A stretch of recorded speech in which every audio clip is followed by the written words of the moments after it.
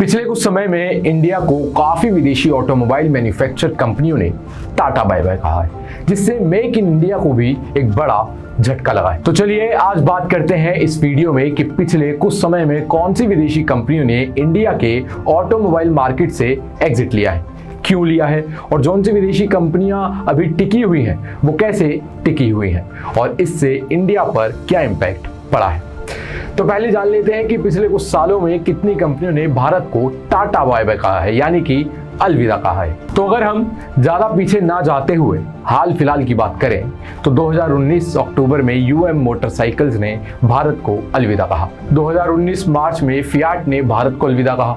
2020 सितंबर में Harley Davidson, 2020 दिसंबर में general Motors ने और 2021 सितंबर में फोर्ड ने भारत से अपना सामान बांध लिया। क्यों? आखिर ऐसा क्या हुआ कि 5 सालों में 5 बड़ी कंपनियों को भारत छोड़ना पड़ा, वो भी तब जब भारत का ऑटोमोबाइल मार्केट पूरी दुनिया का चौथा सबसे बड़ा मार्केट है और ये मार्केट भारत की जीडीपी में 7.1% का हिस्सेदार है। साथ ही इंडियन ऑटोमोबाइल मार्केट की जो करंट वैल्यू है वो भी 118 बिलियन यूएस डॉलर्स है। ऐसे में ये कंपनियां आखिर भारत छोड़कर क्यों जा रही है, इसके पीछे भी कुछ रीजंस हैं। जैसे कि पहला और सबसे बड़ा रीजन है टैक्स।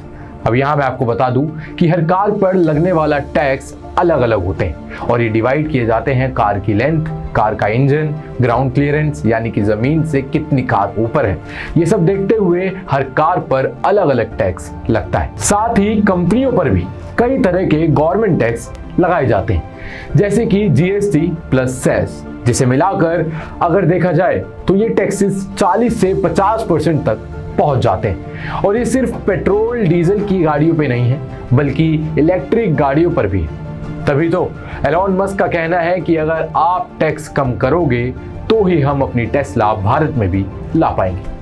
वहीं दूसरी ओर ऑडी ने भी ऐसा कहा है कि वो अपना 10% रेवेन्यू जो इंडिया से जनरेट करती है उसमें से 40 से 50% तो वो टैक्स ही भर देती है। मतलब साफ है कि कंपनियों को उन पे लगने वाले टैक्सेस बहुत ज्यादा लगते हैं और जब कंपनी को टैक्स ज्यादा भरना पड़ेगा तो साफ है कि वो अपने कस्टमर्स पर भी ज्यादा टैक्स लगाएगी और फिर इससे कार महंगी होगी, लोगों का बजट हिलेगा और फिर सेल भी गिरने लगेगी। और यही वजह है कि जब सेल्स गिरने लगती है, जब कंपनी अपनी गाड़ियों के प्राइस को जस्टिफाई नहीं कर पाती है तो वो लॉस में चली जाती है। और एक कंपनी कब तक लॉस में अपना काम चला सकती है?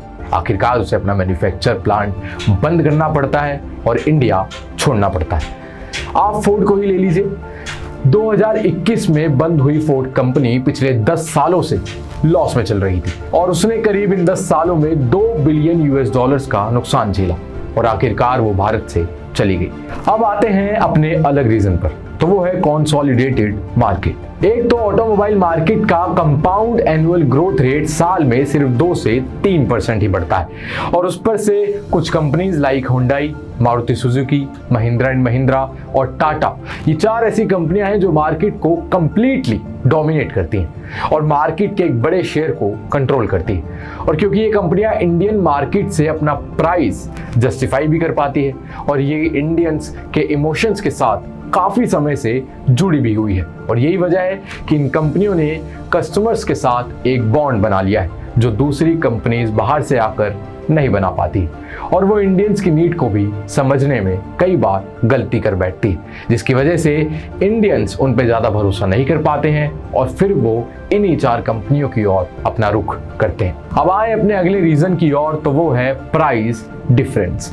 दरअसल भारत का मार्केट दुनिया के दूसरे देशों के मार्केट से काफी अलग है। फॉर एग्जाम्पल आप 2018 की इकोनॉमिक टाइम्स की रिपोर्ट ले सकते हैं जिसमें उन्होंने बताया है कि इंडिया में 1000 में से सिर्फ 22 लोग ही कार ऑन करते हैं, जबकि यूएस में 1000 में से 980 लोगों के पास अपनी कार है, यूके में 1000 में से 850 लोगों के पास और चाइना में 1000 में से 164 लोगों के पास अपनी कार है। और अगर बात करें नेशनल फैमिली हेल्थ सर्वे 2019-21 की रिपोर्ट की तो उसके हिसाब से 7.5% हाउस होल्ड्स इंडिया में कार ओन करते हैं और यही वजह है कि भारत में बिकने वाली ज़्यादातर गाड़ियों की कीमत 15 लाख से कम होती है और अगर इसका एवरेज निकाला जाए तो भारत के लोग अपनी कार पर ऑन एन एवरेज 7 से 8 लाख रुपए ही खर्च करते हैं। और इस प्राइस रेंज में मारुति सुजुकी, महिंद्रा, टाटा, हुंडई यही कंपनी बेस्ट कार डिलीवर कर पाती है। बाहर से आई कंपनियां इस प्राइस रेंज में कार्स अवेलेबल नहीं करा पाती हैं, क्योंकि ये बड़ी कंपनियां अमेरिका और यूके में बड़ी और महंगी गाड़ियां बनाती रही हैं। ऐसे में इंडियन मार्केट के लिए सस्ती गाड़ी बनाने का इनके पास कोई खास एक्सपीरियंस नहीं होता है। और यही वजह होती है कि काफ़ी टाइम तक कोशिश करने के बाद भी ये कंपनियां इंडिया में अपनी जगह नहीं बना पाती।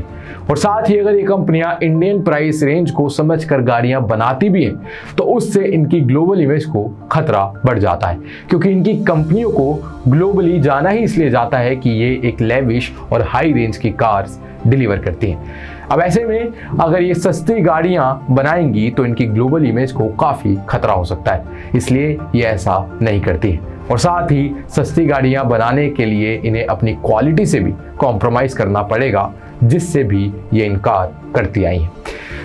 अब हम बात करते हैं कि जहाँ कुछ कंपनियां भारत छोड़कर जा रही हैं, वहीं जो दूसरी कंपनियां हैं जो बाहर से आई हैं, वो कैसे अभी तक इंडियन मार्केट में टिकी हुई हैं।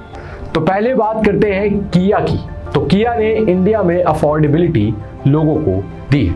जैसे कि किया के सोनेट के बेस प्राइस मॉडल 13 लाख रुपए का है, और इस 13 लाख प्राइस का होना जस्टिफाई भी किया करती रही है। जैसे कि कार को काफ़ी सपोर्टिव और अट्रैक्टिव लुक देना, जो यूथ को काफ़ी पसंद आया है। इसी के साथ साथ बहुत से ऐसे फीचर्स जिसमें premium sound speaker, 360 degree camera, ventilated seats etcetera etcetera, ये सब एडवांस फीचर्स किया प्रोवाइड करवाती है, और वो भी सिर्फ 13 लाख जैसे प्राइस में। इसलिए किया ने इंडियन मार्केट में अपनी एक जगह बनाई है। अगली है MG।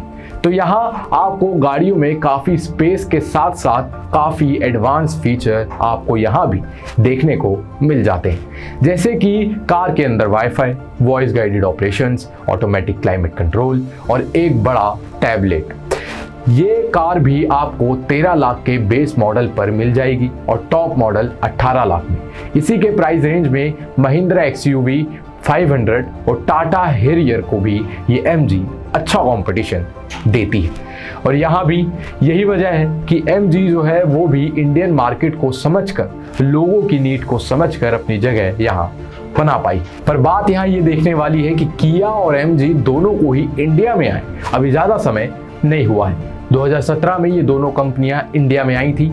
अब आगे ये कंपनियां कितना सरवाइव कर पाती हैं, ये तो आगे ही देखने पर पता चलेगा। अब आखिरी में बात करेंगे ऑटोमोबाइल कंपनियों का इंडिया से जाने से इंडिया पर इसका कितना इम्पैक्ट पड़ता है। ऑटोमोबाइल एक ऐसा सेक्टर है जहां पर अगर एक बंदा डायरेक्टली निकलता है तो अनडायरेक्टली 3 बंदे और निकलते हैं, और ऐसी कंपनियों का भारत से चले जाना मेक इन इंडिया पर एक बहुत बड़ा झटका भी है। अब क्योंकि एक मैन्युफैक्चरिंग कंपनी के साथ 100 कंपनी और जुड़ी होती हैं जो उन्हें छोटे मोटे पार्ट्स मुहैया कराती है, तो एक कंपनी का बंद होना इट्स लाइक बाकी की 100 कंपनियों को काम से हाथ धोना। इसका अंदाज़ा हम यहाँ से लगा सकते हैं कि एक फोर्ड कंपनी के जाने से 4000 micro, small and medium scale companies पर चोट लगी थी। और जब इतनी कंपनियों को झटका लगेगा तो उनमें काम करने वाले कर्मचारियों पर भी इसकी मार पड़ेगी। इस बात को यहाँ से समझिए कि federation of automobile dealers association के मुताबिक इन 5 से 6 कंपनियों के जाने की वजह से 64,000 यानी कि 64,000 जॉब्स चली गई थी, और 464 डीलर्स का काम भी बंद हो गया था, यानी कि बहुत बड़ी मात्रा में लोग बेरोजगार हुए। आज की वीडियो में महज इतना ही। आपके लिए इस टॉपिक पर रिसर्च की है विष्णुवर्धन ने। मैं तुषार, आप देख रहे हैं ग्लोबल नाउ 24/7। वीडियो को लाइक करें, शेयर करें और चैनल को सब्सक्राइब करना ना भूलें। धन्यवाद।